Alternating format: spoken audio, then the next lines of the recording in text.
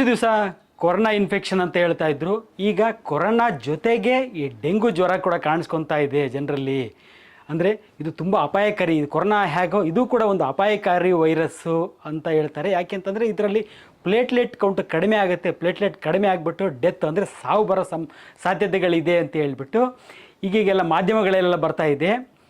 ಜನರಿಗೆ ಭಯಪಡಿಸೋದು ನೋಡಿ, ಕೊರೋನಾ ಜೊತೆಗೆ ಕೊರೋನಾ ಹೋಯ್ತು ಅಂತಲ್ಲ, ಕೊರೋನಾ ಇದೆ, ಕೊರೋನಾ ಜೊತೆಗೆ ಡೆಂಗು ಕೂಡ ಸ್ಟಾರ್ಟ್ ಆಗಿದೆ ಅಂತ ಹೇಳಿ ಜನರನ್ನು ಅತಿ ಹೆಚ್ಚಾಗಿ ಭಯಪಡಿಸೋ ಒಂದು ಕೆಲಸ ನಡೀತಾ ಇದೆ. ಸರಿ, ಏನಿದು ಡೆಂಗು ಅಂತಂದರೆ ನಿಜವಾಗ್ಲೂ ಇವ್ರು ಹೇಳೋ ಥರ ಭಯಪಡಬೇಕಾ ಈಗ ಡೆಂಗು ಇನ್ಫೆಕ್ಷನ್ನಿಗೆ ಅಂತ ನೋಡೋದಾದರೆ, ಇದೊಂದು ವೈರಲ್ ಇನ್ಫೆಕ್ಷನ್ನು. ಕೋವಿಡ್ ಹೇಗೆ ಒಂದು ವೈರಲ್ ಇನ್ಫೆಕ್ಷನು, ನೆಗಡಿ ಕೆಮ್ಮು ಜ್ವರ ಅಂತ ಬಂದು ಹೋಗುತ್ತಲ್ಲ, ಅದು ಕೂಡ ಒಂದು ವೈರಲ್ ಇನ್ಫೆಕ್ಷನು. ಹಾಗೆ ಇದು ಕೂಡ ಒಂದು ವೈರಲ್ ಇನ್ಫೆಕ್ಷನ್. ಡೆಂಗು ಅನ್ನೋದು ಒಂದು ಸಾಮಾನ್ಯವಾದ ಒಂದು ವೈರಲ್ ಇನ್ಫೆಕ್ಷನ್ನು. ಇದು ಯಾವ ರೀತಿ ಬರುತ್ತೆ ಅಂತಂದರೆ, ಸೊಳ್ಳೆ ಕಡಿತದಿಂದ ಒಬ್ಬ ಇನ್ಫೆಕ್ಷನ್ ಆಗಿರ್ತಕ್ಕಂಥ ವ್ಯಕ್ತಿಗೆ ಕಚ್ಚಿದ ಸೊಳ್ಳೆ ಬೇರೆ ನಾರ್ಮಲ್ ಆಗಿರ್ತಕ್ಕಂಥ ವ್ಯಕ್ತಿಗೆ ಕಚ್ಚಿದರೆ ಒಬ್ಬರಿಂದ ಒಬ್ಬರಿಗೆ ಇದು ಸ್ಪ್ರೆಡ್ ಆಗ್ತಾ ಬರುತ್ತೆ ಒಂದು. ನೆಕ್ಸ್ಟ್ ಲಕ್ಷಣಗಳೇನಿರ್ತವೆ, ಈ ಸಿಂಪ್ಟಮ್ಸ್ ಲಕ್ಷಣಗಳು ಏನಿರ್ತವೆ ಈ ಒಂದು ಡೆಂಗು ಜ್ವರದಲ್ಲಿ ಅಂತ ನೋಡೋದಾದರೆ, ನೋಡಿ, ಒಂದು ಸಿಂಪಲ್ ವೈರಲ್ ಇನ್ಫೆಕ್ಷನ್ ಅಂತಂದೆ. ಹಾಗೆ ಸಿಂಪಲ್ ವೈರಲ್ ಇನ್ಫೆಕ್ಷನಲ್ಲಿ ಇರ್ಬೋದಾದಂತಹ ಲಕ್ಷಣಗಳೇ ಇಲ್ಲೂ ಕೂಡ ಇರುತ್ತೆ. ಏನಿರುತ್ತೆ? ಜ್ವರ ಇರುತ್ತೆ, ಮೈಕೈ ನೋವು ಇರುತ್ತೆ, ಸಿಕ್ಕಾಪಟ್ಟೆ ಮೈಕೈ ನೋವು ಇರುತ್ತೆ, ಜಾಯಿಂಟ್ ಪೇನ್ ಅಂತ ಹೇಳ್ತಾ ಇರ್ತಾರೆ. ಅದ್ರ ಜೊತೆಗೆ ಸುಸ್ತು ಕೂಡ ಇರುತ್ತೆ. ನೋಡಿ, ಇದು ಸಾಮಾನ್ಯವಾದ ವೈರಲ್ ಇನ್ಫೆಕ್ಷನ್. ಯಾವುದೇ ರೀತಿ ವೈರಲ್ ಇನ್ಫೆಕ್ಷನ್ ಆದರೂ ಕೂಡ ಇರ್ಬೋದಾದಂಥ ಲಕ್ಷಣಗಳು ಇದರಲ್ಲೂ ಕೂಡ ಇರುತ್ತೆ. ನೆಕ್ಸ್ಟು ಇನ್ಫೆಕ್ಷನ್ ಅಂತ ಬಂದಾಗ, ಡೆಂಗು ಇನ್ಫೆಕ್ಷನ್ ಅಂತ ಬಂದಾಗ 3 ಸ್ಟೇಜಸ್ಸಲ್ಲಿ ನಾವು ಲಕ್ಷಣಗಳನ್ನು ನೋಡ್ತೀವಿ.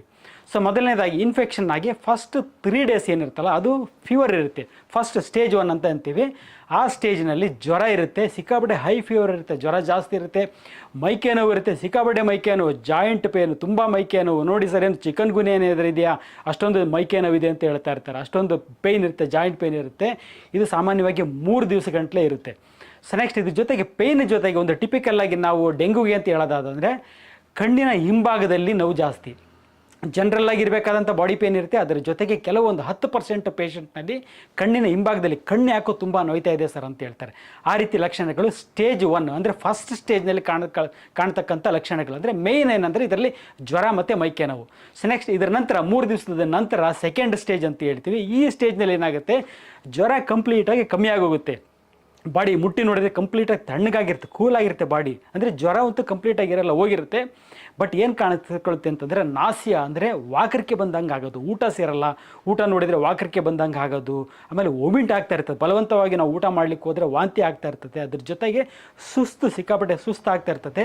ಜೊತೆಗೆ ಟಿಪಿಕಲಿ ನಾವು ಡೆಂಗೂಗೆ ಅಂತ ಹೇಳ್ಬೋದಾದರೆ ಈ rashes, skin rashes, red patches ಥರ ಅಂದರೆ ಡಾಟ್ಸ್ ಥರ ಮೈ ಮೇಲೆಲ್ಲ ಕಾಣಿಸ್ಕೊಳ್ಳೋದು. ಅಂದರೆ ಅಲರ್ಜಿ ಆದಾಗ ಸ್ಕಿನ್ ಮೇಲೆ ಯಾವ ರೀತಿ ರ್ಯಾಷಸ್ ಕಾಣಿಸ್ಕೊಳ್ಳುತ್ತಲ್ಲ ಆ ರೀತಿ ರ್ಯಾಷಸ್ಸು ಇವಿಷ್ಟು. ಅಂದರೆ ವಾಕರಿಕೆ ಆಗೋದು, ಜ್ವರ ಕಡಿಮೆ ಆಗೋದು, ವಾಕರಿಕೆ ಬರೋದು, ಊಟ ಮಾಡೋಕ್ಕೆ ಹೋದರೆ ವಾಂತಿ ಆಗೋದು, ಸುಸ್ತು, ಜೊತೆಗೆ ಚರ್ಮದ ಮೇಲೆ ರ್ಯಾಷಸ್, ಅಲರ್ಜಿ ಥರ ರ್ಯಾಷಸ್ ಕಾಣಿಸ್ಕೊಳ್ಳೋದು. ಇದು ಸೆಕೆಂಡ್ ಸ್ಟೇಜ್ನಲ್ಲಿ ಕಾಣಿಸ್ಕೊಳ್ತಕ್ಕಂಥ ಲಕ್ಷಣಗಳು.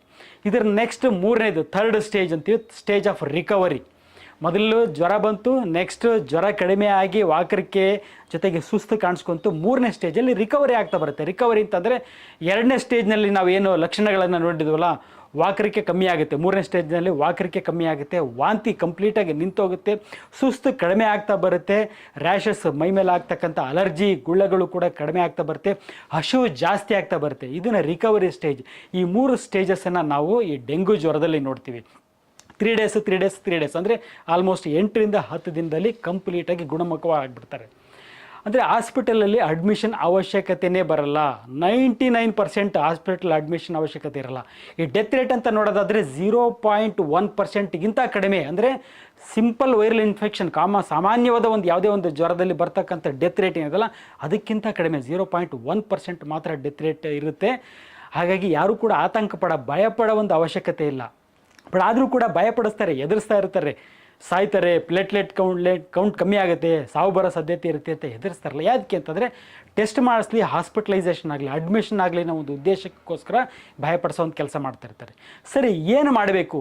ನನಗೆ ಜ್ವರ ಇದೆ, ಲಕ್ಷಣಗಳಿದೆ, ಅಥವಾ ನನಗಿರೋದೇ ಡೆಂಗು ಜ್ವರನೇ ಅಂತಲೇ ಆದರೂ ಕೂಡ ಏನು ಮಾಡಬೇಕು ಅಂತ ನೋಡೋದಾದರೆ ಫಸ್ಟ್ ಥಿಂಗ್ ಎಲ್ಲರೂ ಹೇಳೋದು ಟೆಸ್ಟ್ ಮಾಡಿಸ್ಬಿಡ್ತಾರೆ. ಯಾವುದೊಂದು ಹಾಸ್ಪಿಟ್ಲಿಗೆ ಹೋಗಿ ನನಗೆ ಜ್ವರ ಅಂತ ಹೇಳ್ತಿದ್ದಂಗೆ ಡೆಂಗು ಇರ್ಬೋದು, ಚೆಕ್ ಮಾಡಿಸಿ ಅಂತ ಹೇಳ್ಬಿಡ್ತಾರೆ. ಇವತ್ತು ಜ್ವರ ಅಂತ ಬಂದರೆ ಅವತ್ತೇ ಚೆಕ್ ಮಾಡಿಸಿ ಅಂತ ಹೇಳ್ತಾರೆ.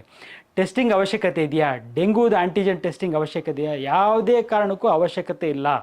ನೋಡಿ, ಇದು ಕೂಡ ಒಂದು ಟ್ರೀಟ್ಮೆಂಟ್ ಇಲ್ಲದೆ ಇರತಕ್ಕಂಥ ಕಾಯಿಲೆ. ಈ ವೈರಸ್ನ ಕೊಲ್ಲಕ್ಕಾಗಲ್ಲ. ನಾವು ಕೋವಿಡ್ ವೈರಸ್ನ ಯಾವ ರೀತಿ ಕೊಲ್ಲಿಕ್ಕಾಗಲ್ಲ, ಸಿಂಪ್ಟಮ್ಯಾಟಿಕ್ ಟ್ರೀಟ್ಮೆಂಟ್ ಕೊಡ್ತೀವೋ ಅದೇ ರೀತಿ ಡೆಂಗು ಜ್ವರದಲ್ಲೂ ಕೂಡ ಸಿಂಪ್ಟಮ್ಯಾಟಿಕ್ ಟ್ರೀಟ್ಮೆಂಟ್ ಕೊಡಬೇಕು. ವೈರಸ್ಸನ್ನು ನಾವು ಯಾವುದೇ ರೀತಿಯಿಂದಲೂ ಕೂಡ ಸಾಯಿಸ್ಲಿಕ್ಕಾಗಲ್ಲ. ಹಾಗಾಗಿ ನಾವು ಡೆಂಗು ಆ್ಯಂಟಿಜೆನ್ ಟೆಸ್ಟ್ ಮಾಡಿಬಿಟ್ಟು ಇದು ಡೆಂಗು ಅಂತ ತಿಳ್ಕೊಳ್ಳೋದ್ರಲ್ಲಿ ಯಾವುದೇ ರೀತಿ ಒಂದು ಅರ್ಥ ಇಲ್ಲ. ಟೆಸ್ಟ್ ಕೋವಿಡ್ ಟೆಸ್ಟ್ ಹಾಗೆ ಯೂಸ್ಲೆಸ್ ಟೆಸ್ಟ್ ಅಂತೀನೋ ಹಾಗೆ ಇದು ಡೆಂಗು ಟೆಸ್ಟ್ ಕೂಡ ಒಂದು ಯೂಸ್ಲೆಸ್ ಟೆಸ್ಟ್. ಸೆಕೆಂಡ್, ಎರಡನೇದಾಗಿ ಸರ್ ಪ್ಲೇಟ್ಲೆಟ್ ಟೆಸ್ಟ್ ಮಾಡಿಸ್ಬೇಕಾ, ಪ್ಲೇಟ್ಲೆಟ್ ಕಡಿಮೆ ಆಗುತ್ತೆ ಅಂತಾರಲ್ಲ, ಪ್ಲೇಟ್ಲೆಟ್ ಚೆಕ್ ಮಾಡಿಸ್ಬೇಕಾ. ಸಾಮಾನ್ಯವಾಗಿ ನಾವು ಪ್ಲೇಟ್ಲೆಟ್ ಕೌಂಟ್ನ 1.5 to 4 lakhs ಇರಬೇಕು ಬ್ಲಡ್ಡಲ್ಲಿ ಅಂತ ಹೇಳ್ತೀವಿ.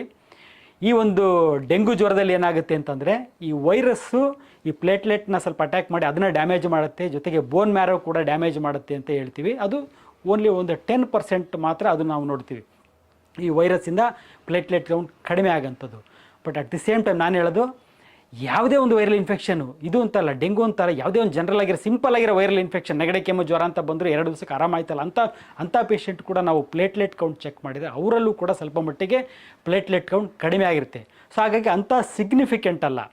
ಸೊ ಏನಾಗುತ್ತೆ, ಈಗ ನೋಡಿ around 1 lakh 1.5 to 4 lakhs normal ಇರಬೇಕು ಅಂತಾರಲ್ಲ, ನಾನು ಹೇಳೋದು 1 ಲಕ್ಷದ ಹಿಂದೆ ಮುಂದೆ ಆಸ್ಪಾಸ್ನಲ್ಲಿ ಇದ್ದರೂ ಕೂಡ ಯಾವುದೇ ರೀತಿ ಒಂದು ತಲೆ ಕೆಡಿಸ್ಕೊಳ್ಳೋ ಒಂದು ಅವಶ್ಯಕತೆ ಇರಲ್ಲ. ಅನವಶ್ಯಕವಾಗಿ ಇವನ್ ಡೆಂಗು ಟೆಸ್ಟ್ ಅಷ್ಟೇ ಅಲ್ಲ, ಇವನು ಪ್ಲೇಟ್ಲೆಟ್ ಕೌಂಟು ಕೂಡ ಅನವಶ್ಯಕವಾಗಿ ಒಂದು ಮಾಡಿಸೋ ಒಂದು ಅವಶ್ಯಕತೆ ಇರಲ್ಲ. ±1 lakh ಇದ್ದರೂ ಕೂಡ ಅದು ಕೂಡ ನಾರ್ಮಲೇ, ಸಿಂಪಲ್ ವೈರಲ್ ಇನ್ಫೆಕ್ಷನಲ್ಲಿ ಕೂಡ ಆ ರೀತಿ ವೇರಿಯೇಷನ್ ಇದ್ದೇ ಇರ್ತದೆ. ಅದ್ರ ಜೊತೆಗೆ ತುಂಬ ಮುಖ್ಯವಾಗಿ ಏನಂತಂದರೆ ಈ ಲ್ಯಾಬ್ ಟೆಸ್ಟ್ ಏನು ಮಾಡ್ತಾರೆ ಅದು ರಿಲೇಬಲ್ ಅಲ್ಲ. ಎಸ್ಪೆಷಲಿ ಪ್ಲೇಟ್ಲೆಟ್ ಕೌಂಟ್ ಮಾಡೋದು ಒಂದು ಲ್ಯಾಬ್ನಲ್ಲಿ ಮಾಡಿದರೆ ಕಡಿಮೆ ಇರುತ್ತೆ, ಅದೇ ಇನ್ನೊಂದು ಕ್ರಾಸ್ ಚೆಕ್ಕಿಗೆ ಅಂತ ಇನ್ನೊಂದು ಲ್ಯಾಬಲ್ಲಿ ಹೋಗಿ ಮಾಡಿಸಿ ಜಾಸ್ತಿ ಬರುತ್ತೆ. Variation lab to lab variation ಇರುತ್ತೆ, ಟೆಕ್ನಿಕಲ್ ಏರರ್ಸ್ ತುಂಬ ಇರುತ್ತೆ. ಹಾಗಾಗಿ ಅಷ್ಟೊಂದು ಸಿಗ್ನಿಫಿಕೆಂಟ್ ಅಲ್ಲ, ಅಷ್ಟೊಂದು ಅವಶ್ಯಕತೆ ಕೂಡ ಇರಲ್ಲ ನಾವೊಂದು ಪ್ಲೇಟ್ಲೆಟ್ ಕೌಂಟ್ನ ಚೆಕ್ ಮಾಡೋದು.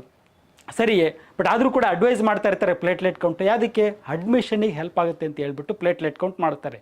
ಸುಮಾರು ಪೇಷಂಟ್ ನನ್ನ ಹತ್ರ ಬಂದಂಥ ಪೇಷಂಟೆಲ್ಲ ನೋಡಿದ್ದೀನಿ, ಚೆಕ್ ಮಾಡಿಸ್ಬಿಟ್ಟು ಪ್ಲೇಟ್ಲೆಟ್ ಕೌಂಟನ್ನು 1.48 lakhs ಅಂತ ಹೇಳಿ ಅದನ್ನು ರೌಂಡ್ ಮಾರ್ಕ್ ಮಾಡಿ ಪೇಷಂಟಿಗೆ ನಿಮಗೆ ಪ್ಲೇಟ್ಲೆಟ್ ಕೌಂಟ್ ಕಮ್ಮಿ ಇದೆ, 1.5 ಲಕ್ಷಕ್ಕಿಂತ ಜಾಸ್ತಿ ಇರಬೇಕಾಗುತ್ತೆ, 2,000 ಕಡಿಮೆ ಇದೆ, ನೀವು ಅಡ್ಮಿಟ್ ಆಗಿ ಅಂತೇಳಿ ಅಡ್ವೈಸ್ ಮಾಡ್ತಾರೆ. ಕೆಲವೊಂದು ಹಾಸ್ಪಿಟ್ಲ್ಗಳಲ್ಲಿ ಅದರಲ್ಲೇ ಇರ್ತಕ್ಕಂಥ ಲ್ಯಾಬಲ್ಲಿ ಅಂತೂ ಬೇಕಂತಲೇ ಏನೋ ಕೊಡ್ತಾರೆ ಅಂತ ಅನಿಸುತ್ತೆ, ಒಂದು 2,000-3,000 ರೇಂಜನ್ನು ಕಡಿಮೆ ಕೊಟ್ಬಿಟ್ಟು ಅಡ್ಮಿಷನ್ಗೆ ಅನುಕೂಲ ಆಗಲಿಕ್ಕೆ ಆ ರೀತಿ ಮಾಡ್ತಾರೆ ಅಂತ ಅನಿಸುತ್ತೆ. ಅನವಶ್ಯಕ ಇದು ಪ್ಲೇಟ್ಲೆಟ್ ಟೆಸ್ಟ್ ಮಾಡಿಸೋದು ಕೂಡ ಅನವಶ್ಯಕ. ಬಟ್ ಟೆಸ್ಟಿಂಗ್ ಕೆಲವೊಂದು ಸಲ ಬೇಕಾಗುತ್ತೆ ಪ್ಲೇಟ್ಲೆಟ್ ಕೌಂಟ್. ಯಾವಾಗ ಬೇಕಾಗುತ್ತೆ ಅಂದರೆ ತುಂಬ ಸುಸ್ತಾಗ್ತಾ ಇರ್ತದೆ, ಜ್ವರ ಕಡಿಮೆ ಆಯಿತು, ಸುಸ್ತಿರುತ್ತೆ, ಸಾಮಾನ್ಯವಾಗಿ ಸುಸ್ತಿದ್ದೇ ಇರುತ್ತೆ ಯಾವುದೇ ವೈರಲ್ ಇನ್ಫೆಕ್ಷನಲ್ಲಿ. ಬಟ್ ಸಿಕ್ಕಾಬಟ್ಟೆ ಸುಸ್ತು, ಕುತ್ಕೊಳ್ಳಿಕ್ಕಾಗಲ್ಲ, ನಿಂತ್ಕೊಳ್ಳಿಕ್ಕಾಗಲ್ಲ, ಮಲ್ಕೊಂಡ್ರೂ ಸುಸ್ತಾಗ್ತದೆ. ಅಷ್ಟೊಂದು ಸುಸ್ತಿದ್ದಾಗ ನಾವು ಪ್ಲೇಟ್ಲೆಟ್ ಕೌಂಟ ಚೆಕ್ ಮಾಡಿಸ್ಬೇಕು. ಎರಡನೇದಾಗಿ ಅಬ್ಡಾಮಿನಲ್ ಪೇನ್ ಅಂದರೆ ಹೊಟ್ಟೆ ನೋವು, ಸಿವಿಯರಾಗಿ ಹೊಟ್ಟೆ ನೋವು, ಜ್ವರ ಬಂದು ಹೋದ್ಮೇಲೆ ತುಂಬ ಹೊಟ್ಟೆ ನೋವು ಆಗ್ತಾಯಿದೆ, ಯಾವಾಗಲೂ ಪ್ಲೇಟ್ಲೆಟ್ ಕೌಂಟ್ ಚೆಕ್ ಮಾಡಿಸ್ಬೇಕು. ಜೊತೆಗೆ ವಾಂತಿ, ವಾಮಿಟಿಂಗ್ ಸೆನ್ಸೇಷನ್ ಇರುತ್ತೆ, ಅದ್ರ ಜೊತೆ ವಾಂತಿ ಶುರುವಾಗುತ್ತೆ, ತುಂಬ ವಾಂತಿ ಅಂದರೆ ಅನ್ಕಂಟ್ರೋಲ್ಡ್. ಮೆಡಿಸಿನ್ ತೊಗೊಂಡ್ರೂ ಕೂಡ ನನಗೆ ವಾಂತಿ ನಿಲ್ತಾ ಇಲ್ಲ, ಏನು ಸೇರ್ತಾ ಇಲ್ಲ, ನೀರು ಸೇರ್ತಾ ಇಲ್ಲ, ಸ್ವಲ್ಪನೂ ಊಟ ಹೋಗ್ತಾ ಇಲ್ಲ, ಒಂದು ತೊಟ್ಟು ನೀರು ಕೂಡ ಹೋಗ್ತಾ ಇಲ್ಲ ಅಂತ ಅಂದಾಗ, ಜ್ವರ ಬಂದ ನಂತರ ಈ ರೀತಿ ಲಕ್ಷಣಗಳಿದ್ದರೆ ಪ್ಲೇಟ್ಲೆಟ್ ಚೆಕ್ ಮಾಡಿಸೋ ಅವಶ್ಯಕತೆ ಇರುತ್ತೆ. ಜೊತೆಗೆ ಬ್ಲೀಡಿಂಗ್ ತುಂಬ ಇಂಪಾರ್ಟೆಂಟು. ಅಂದರೆ ಒಸಡಿನಲ್ಲಿ ರಕ್ತಸ್ರಾವ ಆಗ್ತಾಯಿದ್ರೆ, ಮೂಗಿನಿಂದ ರಕ್ತಸ್ರಾವ ಆಗ್ತಾಯಿದ್ರೆ, ವಾಮಿಟಾಗಿ ವಾಂತಿನಲ್ಲಿ ಕೂಡ ಏನಾದ್ರು ರಕ್ತ ಬರ್ತಾಯಿತ್ತು ಅಥವಾ ಮೋಷನ್ನಲ್ಲಿ ಬ್ಲಡ್ ಹೋಗ್ತಾಯಿತ್ತು ಅಂತಂದಾಗ, ಈ ರೀತಿ ಏನಾದರೂ ರಕ್ತಸ್ರಾವ ಆಗ್ತಾ ಇದ್ದಾಗ ಕೂಡ ಪ್ಲೇಟ್ಲೆಟ್ ಚೆಕ್ ಮಾಡಿಸ್ಬೇಕು. ಜೊತೆಗೆ ರ್ಯಾಷಸ್ ಇತ್ತು, ಮೈ ಮೇಲೆಲ್ಲ ಡಾಟ್ ಆಯ್ತಲ್ಲ, ಅಂದರೆ ಅಲರ್ಜಿಕ್ ರ್ಯಾಷಸ್ ಅಂತ, ಅದು ಜಾಸ್ತಿ ಆಗ್ತಾ ಬಂತು, ಕ್ರಮೇಣ ಕಡಿಮೆ ಆಗ್ತಾ ಬರಬೇಕು, ಬಟ್ ಅದು ಕಡಿಮೆ ಆಗ್ತಿಲ್ಲ, ಜಾಸ್ತಿ ಆಗ್ತಾ ಇದೆ ಅಂತ ಅನಿಸಿದರೆ ಅಂಥ ಟೈಮ್ನಲ್ಲೂ ಕೂಡ ನಾವು ಪ್ಲೇಟ್ಲೆಟ್ ಕೌಂಟ್ ಎಷ್ಟಿದೆ ಅಂತ ಚೆಕ್ ಮಾಡಿಸ್ಬೇಕು. ಸೊ ಈಗ ಹಾಸ್ಪಿಟಲೈಸೇಷನ್ ಅವಶ್ಯಕತೆ ಇರಲ್ವ, ನಾನೆಲ್ಲ simple viral infection hospital admit ಆಗೋ ಒಂದು ಅವಶ್ಯಕತೆ ಇರಲ್ಲ. ಹಾಸ್ಪಿಟಲೈಸೇಷನ್ ಅವಶ್ಯಕತೆ ಇರುತ್ತೆ ಯಾವಾಗ ಪ್ಲೇಟ್ಲೆಟ್ ಕೌಂಟು ಕಡಿಮೆ ಇದ್ದು, ತುಂಬ ಸಿಗ್ನಿಫಿಕೆಂಟಾಗಿ ಕಡಿಮೆ ಇದ್ದು, 40,000 50,000 ಹಿಂಗೆಲ್ಲ ಬಂತು, 1 ಲಕ್ಷದ ಆಸ್ಪಾಸಲ್ಲಿದ್ದರೆ ಅಡ್ಮಿಷನ್ ಆಗೋ ಅವಶ್ಯಕತೆ ಇರಲ್ಲ. ಬಟ್ ಆದರೂ ಕೂಡ ಇವತ್ತು ಚೆಕ್ ಮಾಡಿಸ್ತೀರ 1 ಲಕ್ಷ ಇರುತ್ತೆ, ನಾಳೆ ಚೆಕ್ ಮಾಡಿದಾಗ ರ್ಯಾಪಿಡಾಗಿ ಫಾಲ್ ಆಗುತ್ತೆ, ಅಂದರೆ 50,000ಕ್ಕೆ 50% ಕಮ್ಮಿ ಆಗಿಬಿಡುತ್ತೆ. ಇವತ್ತಿಗೂ ನಾಳೆಗೂ ಚೆಕ್ ಮಾಡಿ ನೋಡಿದಾಗ ಪ್ಲೇಟ್ಲೆಟ್ ಅರ್ಧಕ್ಕರ್ಧ ಕಡಿಮೆ ಆಗ್ತಾಯಿತ್ತು ಅಂತ ಅಂದಾಗ ಅಂಥ ಟೈಮ್ನಲ್ಲೂ ಪೇಷಂಟ್ನ ಅಡ್ಮಿಟ್ ಮಾಡಬೇಕಾಗುತ್ತೆ. ಯಾಕಂದರೆ ಅವಶ್ಯಕತೆ ಬಿದ್ದರೆ ಪ್ಲೇಟ್ಲೆಟ್ ಟ್ರಾನ್ಸ್ಫ್ಯೂಷನ್ ಅಂದರೆ ರಕ್ತದಲ್ಲಿರ್ತಕ್ಕಂಥ ಪ್ಲೇಟ್ಲೆಟ್, ಸಾಮಾನ್ಯವಾಗಿ ನಾವು ಮಾತಲ್ಲಿ ಹೇಳೋದು ಬಿಳೆ ರಕ್ತ ಅಂತೀವಿ, ಆ್ಯಕ್ಚುಲಿ ಬಿಳೆ ರಕ್ತ ಅಲ್ಲ, ಇದು ಪ್ಲೇಟ್ಲೆಟ್ ಅಂತ ಇರುತ್ತೆ. ಇದು ಕಡಿಮೆ ಆದ ಪಕ್ಷದಲ್ಲಿ, ತುಂಬ ಕಡಿಮೆ ಆಗಿ 20,000 30,000 ಹಿಂಗೆಲ್ಲ ಹೋದಾಗ ಪ್ಲೇಟ್ಲೆಟ್ ಟ್ರಾನ್ಸ್ಫ್ಯೂಷನ್ ಕೊಡಬೇಕಾಗುತ್ತೆ. ಅಂಥ ಟೈಮ್ನಲ್ಲಿ ನಾವು ಹಾಸ್ಪಿಟಲೈಸೇಷನ್ ಬೇಕಾಗುತ್ತೆ. ಸರಿ, ಹಾಸ್ಪಿಟಲೈಸೇಷನ್ನು ಕೂಡ ಬೇಡ, ತುಂಬ ಎಮರ್ಜೆನ್ಸಿ ಇದ್ದರೆ, ಪ್ಲೇಟ್ಲೆಟ್ ತುಂಬ ಕಡಿಮೆ ಇದ್ದರೆ ಹಾಸ್ಪಿಟಲೈಸ್ ಆಗಿತ್ತು ಹೇಳಿ. ಹಾಗಿದ್ರೆ ಯಾವ ರೀತಿ ಮ್ಯಾನೇಜ್ ಮಾಡಬೇಕು? ಮನೇಲೇ ಇದ್ದುಕೊಂಡು ಈ ಪ್ಲೇಟ್ಲೆಟ್ ಕೌಂಟನ್ನು ಡೆಂಗು ಫೀವರ್ ಅಂತ ಅನಿಸಿದ್ರು ಕೂಡ ಅದನ್ನು ಯಾವ ರೀತಿ ಮನೆಯಲ್ಲೇ ಮ್ಯಾನೇಜ್ ಮಾಡ್ಬೋದು? ಸೊ ಮೊದಲನೇದಾಗಿ 3 ಸ್ಟೇಜಸ್ ಇರುತ್ತೆ ಅಂತ ಹೇಳಿದೆ. ಮೊದಲನೇ ಸ್ಟೇಜಲ್ಲಿ ಏನಿರುತ್ತೆ, ಫೀವರ್, ಜ್ವರ ಇರುತ್ತೆ, ಮೈಕೈ ನೋವು ಇರುತ್ತೆ. ಜ್ವರಕ್ಕೆ ಬೇಕಾದಂಥ ಜ್ವರದ ಮಾತ್ರೆ, ಜ್ವರ ಕಂಟ್ರೋಲ್ ಮಾಡತಕ್ಕಂಥ ಮಾತ್ರೆ ತೊಗೊಂಡು ಕಂಪ್ಲೀಟಾಗಿ ರೆಸ್ಟ್ ಮಾಡಿದರೆ ಸಾಕು. ನೆಕ್ಸ್ಟ್ ಸೆಕೆಂಡ್ ಸ್ಟೇಜಲ್ಲಿ ಏನಾಗಿರುತ್ತೆ, ಜ್ವರ ಕಡಿಮೆ ಆಗಿರುತ್ತೆ, ಸುಸ್ತಿರುತ್ತೆ, ವಾಕರಿಕೆ ಈ ರೀತಿ ಲಕ್ಷಣಗಳಿರ್ತವೆ. ತುಂಬ ಇಂಪಾರ್ಟೆಂಟ್ ಅಂದರೆ ಸಾಮಾನ್ಯವಾಗಿ ಏನಾಗುತ್ತೆ, ಫಸ್ಟ್ ಸ್ಟೇಜ್ನಲ್ಲಿ ಜ್ವರ ಅಂತ ಬಂದ ತಕ್ಷಣ ವೈರಲ್ ಫೀವರ್ ಅಂತ ಗೊತ್ತಿದ್ರು ಕೂಡ ಆ್ಯಂಟಿಬಯೋಟಿಕ್ ಕೊಡ್ತಾ ಇರ್ತಾರೆ. ಈ ಆ್ಯಂಟಿಬಯೋಟಿಕ್ ತೊಗೊಳ್ಳೋದ್ರಿಂದ ಅರ್ಧ ವಾಕರಿಕೆ ಜಾಸ್ತಿ ಇರುತ್ತೆ. ಹಾಗಾಗಿ ಅನವಶ್ಯಕವಾಗಿ ಆ್ಯಂಟಿಬಯೋಟಿಕನ್ನು ತೊಗೋಬೇಡಿ. ವಾಕರಿಕೆ ಜಾಸ್ತಿಯಾಗಿ ವಾಂತಿ ಆಗೋ ಸಾಧ್ಯತೆಗಳಿರುತ್ತೆ. ಜ್ವರ ಕಡಿಮೆ ಮಾಡ್ಕೋಬೇಕು. ನೆಕ್ಸ್ಟ್ ಸೆಕೆಂಡ್ ಸ್ಟೇಜ್ನಲ್ಲಿ ಬರ್ತಕ್ಕಂಥ ನಾಸಿಯ ವಾಕರಿಕೆ ಏನಿರ್ತಲ್ಲ, ವಾಕರಿಕೆ ಕಮ್ಮಿ ಆಗಲಿಕ್ಕೆ ನಾವು ಟ್ಯಾಬ್ಲೆಟ್ ತೊಗೋಬೇಕು. ಜೊತೆಗೆ ನೀರಿನಂಶ ಕಮ್ಮಿ ಆಗುತ್ತೆ. ನೀರು ಕುಡಿತಾ ಇರಲ್ಲ, ಸರಿಯಾಗಿ ಊಟ ಮಾಡ್ತಾ ಇರಲ್ಲ, ನೀರಿನಂಶ ಕಡಿಮೆ ಆಗಿಬಿಟ್ಟು ಡಿಹೈಡ್ರೇಷನ್ ಆಗಿಬಿಟ್ಟು ಮತ್ತೆ ಪ್ಲೇಟ್ಲೆಟ್ ಕೌಂಟ್ ಇನ್ನಷ್ಟು ಕಡಿಮೆ ಆಗ್ತಾ ಹೋಗುತ್ತೆ. ಹಾಗಾಗಿ ಸ್ವಲ್ಪ ಸ್ವಲ್ಪ ಪ್ರಮಾಣದಲ್ಲಿ ವಾಕರಿಕೆ ನೀರು ಸೇರ್ತಾ ಇಲ್ಲ, ಬಟ್ ಸ್ವಲ್ಪ ಒಂದು ಸ್ಪೂನಲ್ಲಿ ಕುಡಿ, ಚಿಕ್ಕ ಗ್ಲಾಸಲ್ಲಿ ಒಂದೊಂದು ಸಿಪ್ಪನೆ ಕುಡಿತಾ ಹೋಗಬೇಕು. ಸ್ವಲ್ಪ ಪ್ರಮಾಣದಲ್ಲಿ ನೀರು ಕುಡಿತಾ ಹೋಗಬೇಕು. ಹಾಗೂ ಅದ್ರ ಜೊತೆಗೆ ಅಂದರೆ ಫ್ರೀಕ್ವೆಂಟಾಗಿ ಅವಾಗವಾಗ ಕುಡಿತಾ ಇರಬೇಕು ನೀರನ್ನು. ಒಂದು ಗ್ಲಾಸ್ ಫುಲ್ ಕುಡಿಬೇಕು ಅಂತಲ್ಲ, ಟೀ ಕುಡಿದಾಗೆ ರೆಗ್ಯುಲರಾಗಿ ತಣ್ಣೀರನ್ನೇ, ಬಿಸಿ ನೀರು ಕೂಡ ಬೇಡ, ತಣ್ಣೀರನ್ನೇ ಕುಡಿತಾ ಇದ್ರೆ ಸಾಕು.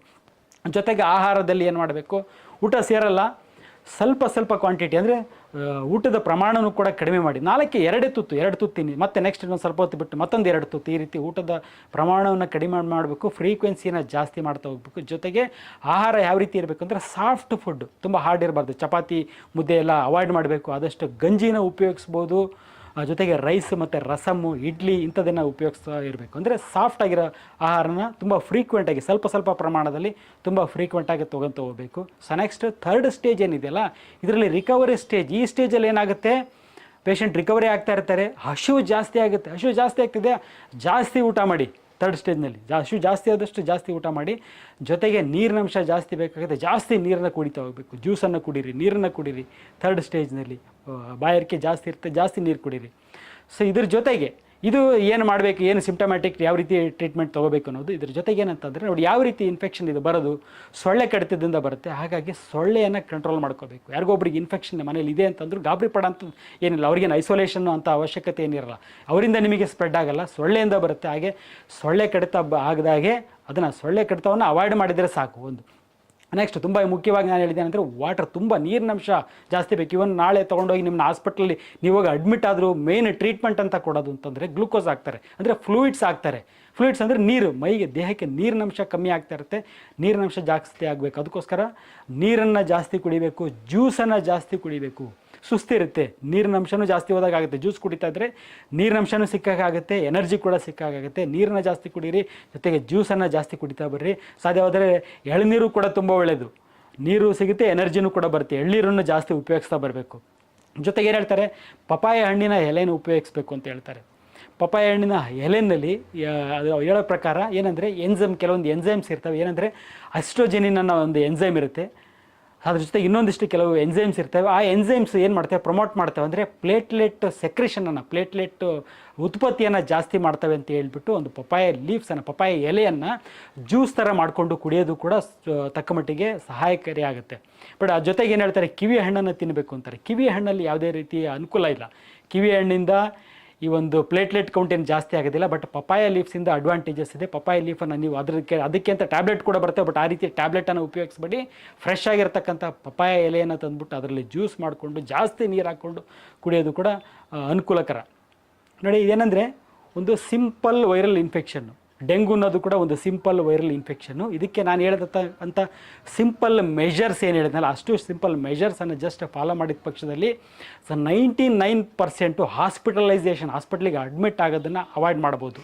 99% ಅಡ್ಮಿಷನ್ ಬೇಕಾಗಿಲ್ಲ. 1% ಪೇಷಂಟು ಅಂದರೆ ಔಟ್ ಆಫ್ 100 ಒಂದು ಪೇಷಂಟಿಗೆ ಪ್ಲೇಟ್ಲೆಟ್ ಕೌಂಟು ಕಡಿಮೆ ಆಗಿ ಅಂಥ ಪೇಷಂಟ್ ಅಡ್ಮಿಷನ್ನು ಮತ್ತು ಟ್ರೀಟ್ಮೆಂಟ್ ಬೇಕಾಗುತ್ತೆ. 99% ಪೇಷಂಟ್ಸ್ಗೆ ಮನೆ ಔಷಧಿನೇ ಸಾಕಾಗುತ್ತೆ.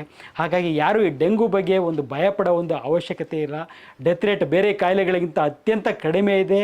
ಅದು ಟ್ರೀಟ್ ಮಾಡ್ಬೋದು. ಪ್ಲೇಟ್ಲೆಟ್ ಕೌಂಟ್ ಕಡಿಮೆ ಆಯಿತು ಅಂತಂದರೆ ಆ ಟೈಮ್ನಲ್ಲಿ ಹೋಗಿ ಅಡ್ಮಿಟ್ ಆಗಿ ಪ್ಲೇಟ್ಲೆಟ್ ತೊಗೊಂಡಾಗ 100% ಸಕ್ಸಸ್ ಕೂಡ ಇರುತ್ತೆ. ಯಾರೂ ಒಂದು ಟೆನ್ಷನ್ ಮಾಡ್ಕೊಳ್ಳೋದು, ಭಯಪಡೋ ಒಂದು ಅವಶ್ಯಕತೆ ಇಲ್ಲ. ಏನು ಮಾಡಬೇಕು, ನಿಮ್ಮ ಆರೋಗ್ಯನ ಕಾಪಾಡ್ಕೊಳ್ಳಿ. ಇದು ಅಂತಲ್ಲ ನೋಡಿ, ಡೆಂಗು ಅನ್ನೋದು ಒಂದು ವೈರಲ್ ಇನ್ಫೆಕ್ಷನು, ಕೋವಿಡ್ ಒಂದು ವೈರಲ್ ಇನ್ಫೆಕ್ಷನು. ಎಲ್ಲದಕ್ಕೂ ಒಂದು ರಾಮಬಾಣ ಅಂತ ಏನು ಇರೋದಾದರೆ ಅದು ನಮ್ಮ ಆರೋಗ್ಯ, ನಮ್ಮ ಇಮ್ಯುನಿಟಿ ಲೆವೆಲ್ ಚೆನ್ನಾಗಿರಬೇಕು ಅಂತಂದರೆ ನಮ್ಮ ಆರೋಗ್ಯ ಚೆನ್ನಾಗಿರಬೇಕು. ಆರೋಗ್ಯ ಕಾಪಾಡ್ಕೊಳ್ಳೋ ಒಂದು ಕೆಲಸ ಮಾಡಿ. ನಗ್ನಾಗ್ತಾ ಇರಿ. ನಮ್ಮ